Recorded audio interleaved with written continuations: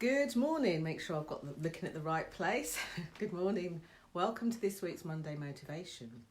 So the first question I want to ask you is, ever wondered why you've dug your heels in and thought something, maybe believed something, wanted something or done something? Well, this week's Monday Motivation is all about something that doesn't often get spoken about when it comes to looking at motivation or it comes to looking at getting stuff done, and it's values. So if you are like the other Vibers who like to hop on, thank you so much for joining me. And just, if you like to hop on and watch live, type your comments, questions or anything else in the comments below. So already we have Alan saying, good morning, Jenny. Good morning, Alan. We have Ivona saying, morning, Jenny, and morning all, with her lovely purple heart. So morning to you. I can see that some of you are watching, and it's okay for you to watch in the background. You don't have to comment if you don't want to, but I do like that interaction because it's good to know whether I need to go deeper into something or explain something else. And we have the lovely Gina G. Good morning. Looking good, queen of being seen. Why, thank you, Gina G. So, yes, thank you for joining. So this week is all around values. So quite often in coaching, in personal development, in professional development, we will look and focus on what is commonly referred to as limiting beliefs. These are things that we believe about ourselves to be true that limit us. We have empowering beliefs as well, but surprisingly, not many people look at those. Of course, when I'm working with you closely, I get to dive in a bit deeper and get to ask you the questions about your empowering beliefs. But this morning, morning Teresa, but this morning I'm going to talk about values. So what are values? In this context that I'm sharing, values are the things that really drive your life, and that they are the things that are important to you, most important to you. And because they're so important to us, that if you think of them like your life criteria, how you do things, there's no area of our lives that escapes our values and what we hold dear to be true. So Ivona saying, one of my favourite topics, values, thank you. You know what, you're right, Ivona. There's something about knowing what your values are that really help you take the steering wheel of life, I have to say. And in exploring our values, the things that we hold dear to be true, our criteria, so to speak, in knowing what they are, it's just even the exploration of it. And for those of you who are coaches, who coach other people on this, just being able to explore what our own values are feels like one of the juiciest, yummiest places to be. They're what drive us. So I have made, as usual, a couple of notes here because I want to keep it short, sharp and sweet to get you motivated this Monday. So why am I talking about values this week?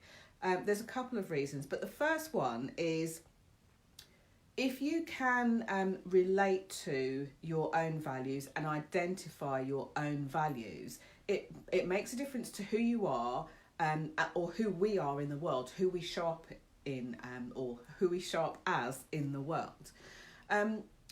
If we aren't aligned with our values, it can cause an incongruence. When you're doing something, but it doesn't feel like 100% right. And sometimes we don't know why. And often my experience is there's a high percentage of people walking around on the planet who have got very deep, great values that steer their life, but they don't live by them because they are unconsciously just going through life. They don't know what those values are.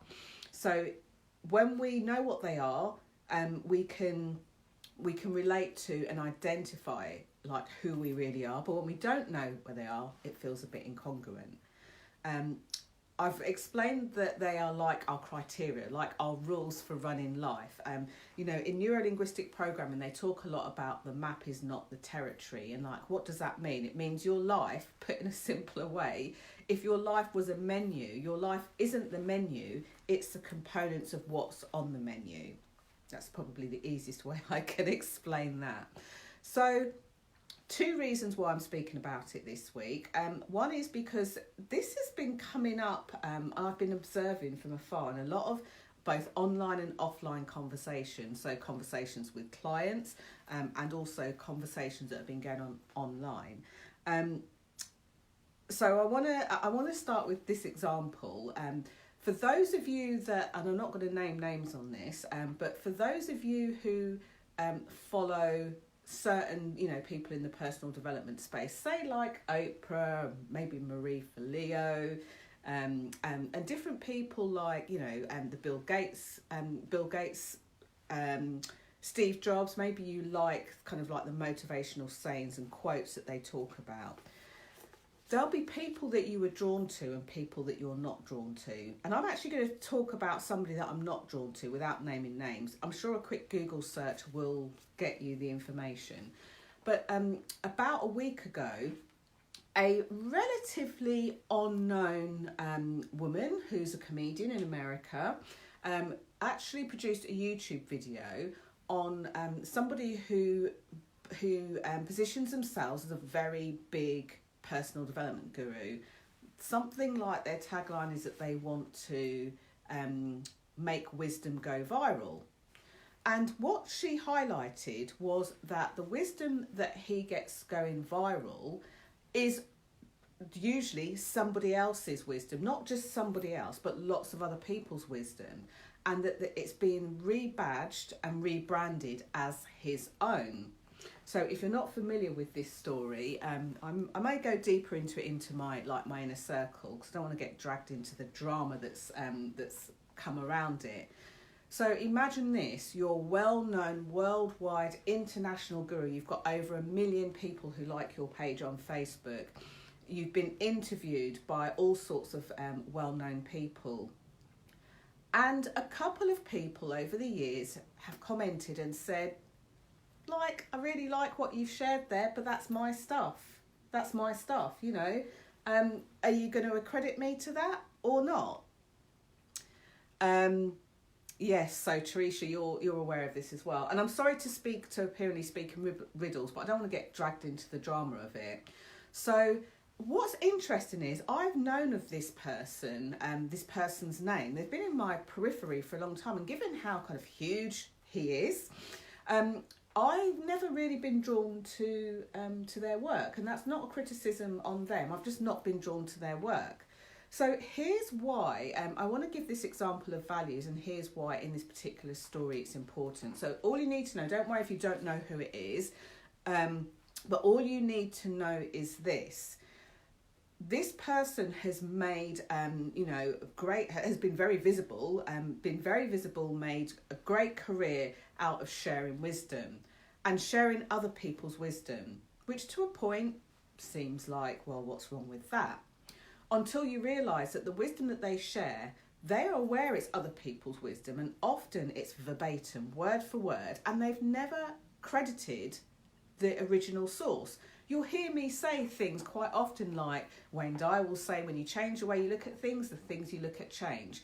Now, I've always thought, from a logical point of view, that's because I'm comfortable in my own skin, that if somebody says something that's brilliant or that I resonate with or that I think may be beneficial to you, I will share it on. But I have absolutely no qualms with both sharing that on and stating my source. You may have heard me, those of you that follow me on like YouTube and Instagram and some other places that I'm online, or even see me speak live, will know that when I talk about something that belongs to somebody else, I will reference that other person. Those of you who have been friends with me personally will know that when I do a Facebook Live on my personal page, as I did, as I've done recently, if somebody has affected my life in a great way, I will say, I want to say thank you and acknowledge the person. To me, that's simple, that's easy. And what's interesting about this kind of like debate that started, there's a couple of different forums that I'm part of, and lots of conversations going on about how ethical this person was. And the long and short of this in this example, because I want to show you how deep, yes, Alan, you've watched the video as well, how deep this can go. There are some people saying, what he's done is okay. He's just like repurposing stuff.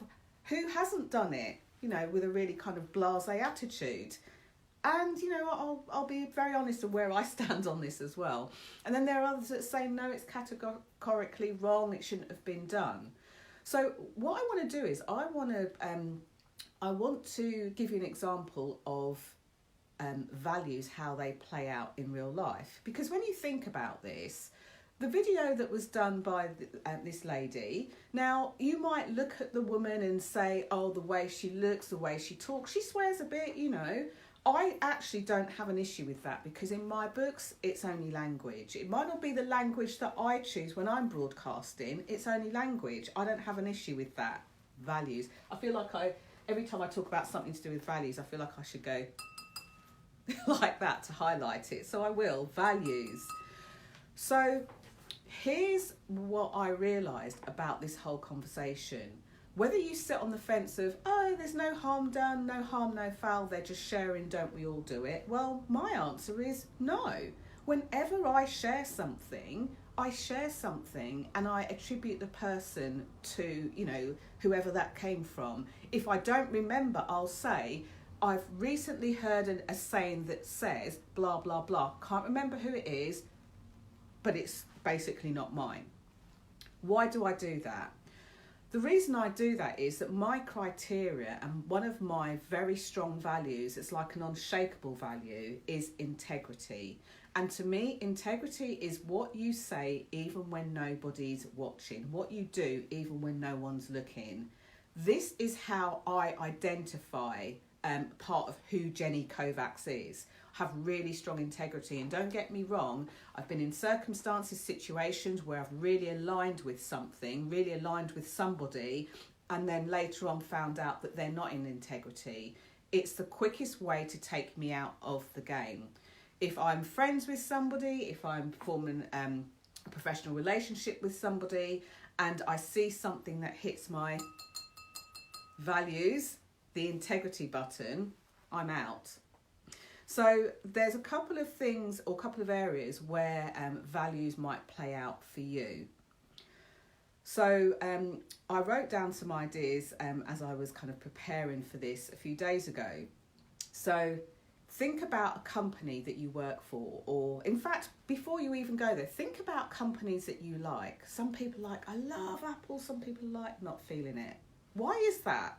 They're the same company. They do the same things, but some people really align with them, some people don't. Think about your job. Quite often when I coach people, especially when it comes through like the career side of things and the job element of things, and I can use myself as an example. I remember being in a job and just like, even within a few weeks of being in that job, thinking, what on earth have I done? This isn't for me. Many of us will go through our working lives thinking, oh, I've made a bad choice. I knew I should have stayed with the other company, or I got 2 job offers and I knew I should have gone with that company or this company. And the truth of the matter is, most big companies will display their values, and their values might not be your values, okay? Or they might display values, as I had personal experience of a company quite a few decades ago.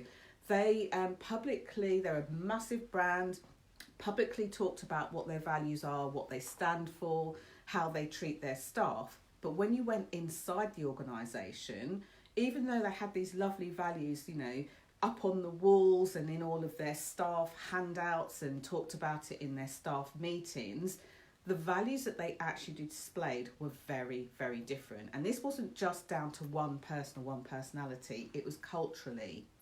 One of the biggest reasons why people, quote unquote, hate their jobs is because their own values do not align with the values of a company. The reason why you might love a company or loathe a company is because your values, your criteria don't line up with another company. The reason why, the other thing I put down here is, the reason why you might not just gel with a person is because they might display values that you like or that you don't enjoy. And I think it's really strange, going back to this example of this guy. who's been, viral, and, millions of people on Facebook's been putting all of this stuff out. Let's look at the two characters. We've got this guy who's made a very good living from basically using other people's stuff without, acknowledging them at all for it. Apparently that's very suddenly changed, but that's what they've been doing. Then you've got this lady who's a comedian, a bit colourful with her language, has made some controversial videos in the past. So to give you an example of how values play out for me, so that you can kind of like look through the fishbowl and see where it could be in your life and how it can motivate you, which is what I'm coming on to in a second. I don't like anybody stealing anything. I don't care what the reason is. My value criteria is so high on this, is that it's almost like somebody has stolen somebody's stuff. Could be £5 or $5 off an elderly, frail person. Don't like it. It could be that, and in my space, as as a kind of one-man band business, where you work really, really, really hard to produce something, you assimilate stuff and you find, a really great metaphor, and you have part of a system, you create a system, and then somebody swipes in or sweeps in, takes your system and tries to rebadge it or rebrand it as their own. It's not cool in my books. So then I have to ask myself, well, what other values do I hold dear? So let's say, for example, I practice being, forgiving and forgiveness of people. There are certain times to a certain level where that will kind of supersede, that value will supersede another value. But when it comes to integrity, it's so high on my list, I could literally not give somebody a chance. How it plays out is, I've got a Facebook group here, the Visibility Vibes Tribe. When people ask to join, they're very simply asked 3 questions, 3 very short questions that take seconds to answer. I did it that way because a lot of people joining are very, very busy. They don't have time to sit and, answer lots of questions. So the one thing is, like, you want to come into a group of people. We want you to be in this community of really yummy people. If I have any inkling that you don't have that kind of integrity to be in that group, I will not let you in. End of story. So if you don't answer the question, I'll give you a few days, and if you don't come back to it, I'll decline. If you answer the questions and there's something that doesn't seem right about your profile, I'll have a look and see if I can see anything about your profile. It's almost like my criteria wants me to prove that I'm either thinking along the right lines in this or that I'm not, and I'm always willing to be proved wrong. That's high value for me. Happy to be proved wrong, because I'd rather be happy than right, So I'll have a look, and if the person's timeline is full of, buy Ray-Bans and spammy stuff, then I can assume, it might not be 100% correct, but I can assume that they're likely to do the same thing in the group. And every now and then I think, oh, Jenny, you're just being too control freakish, let them in. And 9 times out of 10, they prove me right. They spam the group, or I get a couple of messages from people saying, this person is driving me crazy, or they've been doing this, and it's 99.9% right. Now, this is not about being right or wrong. This is about staying in alignment with who I am. And because I identify it as integrity being a high piece of who I am, if someone's not in integrity, it feels physically impossible for me to be in their company, in their space. Happy for them to go off and do whatever they need to do. Freedom is a big part of one of my values as well. Freedom of speech, freedom to voice what you need to say, even if I don't like the flavour. I'm all about your voice mattering. And again, that's a very high part of one of my values. However, if you're voicing something that I don't like, I don't have to listen to it. I have a choice. So rather than shutting someone's voice down, I'll just say, you know what, you go off over in your patch of the world and voice whatever you want to voice. I don't agree with it. End of story. What I will do, high value, is come back to the people who are trying to make the difference, who want to find the words to be able to voice their own stuff, and put my focus there. It's in alignment with my values. So, it's people are kind of having this debate around this thing that's gone on in the personal development space and saying, oh, but this woman, she's just trying to do it for attention. Now, here's where my values really kick in. So not only have we got the piece of No, you've gone and stolen someone's work. Let's not beat around the bush on this. And stealing for me is a no-no. But here's the other side of the coin. This woman has got quite a big audience herself. This woman has voiced something that is difficult to say and for some people difficult to hear. High integrity for me. Whether she delivers it swearing, high integrity for me. She has been willing to go out there and say something that has been unpopular with the common consensus, say something against somebody who is well known and apparently well respected for their work. Well, not their work.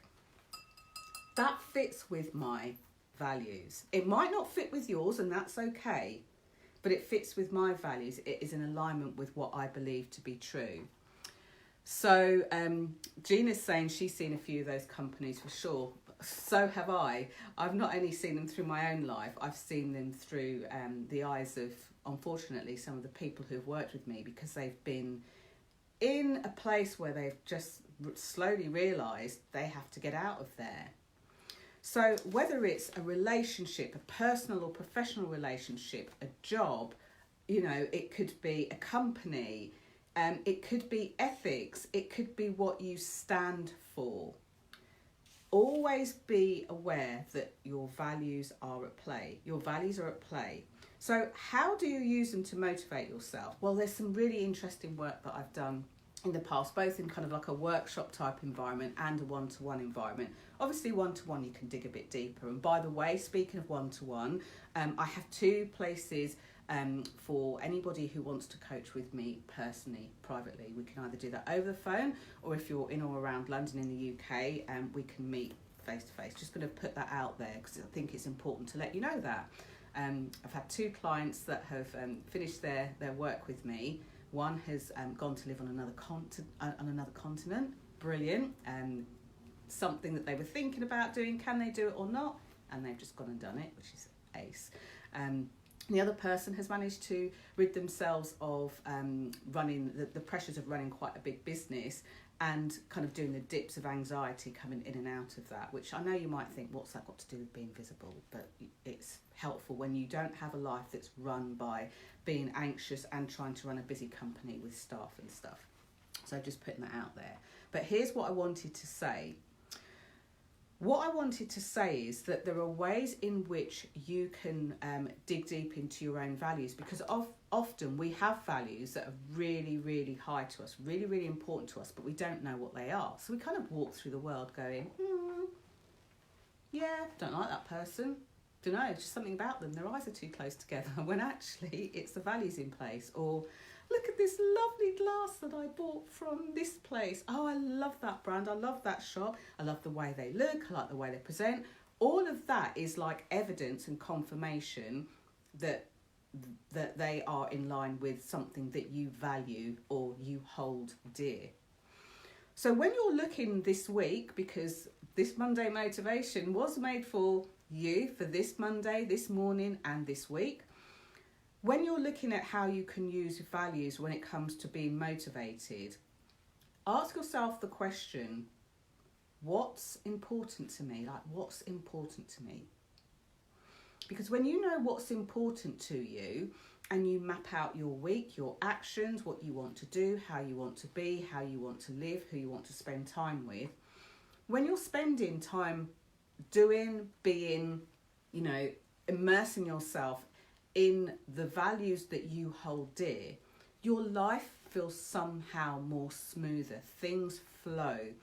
Things will make you happy. You know, I'm going on holiday at the end of this week, and already it's like the place that I'm going to is somewhere I've always wanted to go to. It's only in Italy, Lake Garda.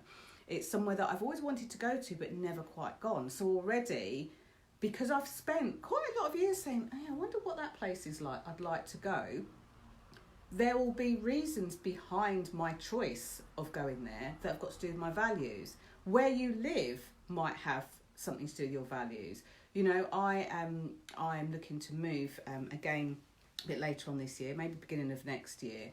And one of my criteria is I want to be near a wide open space, a park. Why? Because it feels great.